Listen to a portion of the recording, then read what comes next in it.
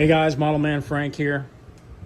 So this plane I got for free from a friend of mine, and this is an FJ2 Fury. It was made by Horizon, I believe, or EFlite. And just a little history, the Fury was the predecessor to the F-86. They built this plane first, and then they came out with the F-86 Air Force version. The Fury was a carrier-based jet fighter. It was kind of lagging. They put a bigger engine in it, and it got a little bit better over time. But the F-86 was the child of this aircraft. So it looks like an F-86, but it's actually a Fury. It's got a little bit thicker wing, actually.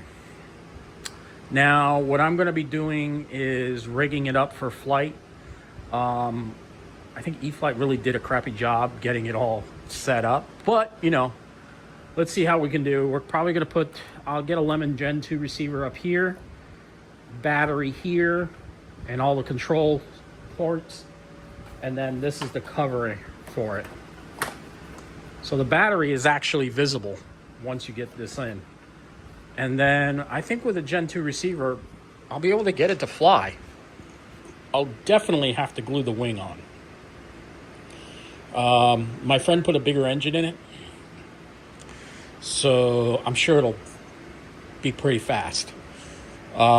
So let's see what happens. Worst thing can happen, it could crash and break into 1,000 pieces, right? Not a big deal. It's not the first time I've had that issue happen before, right?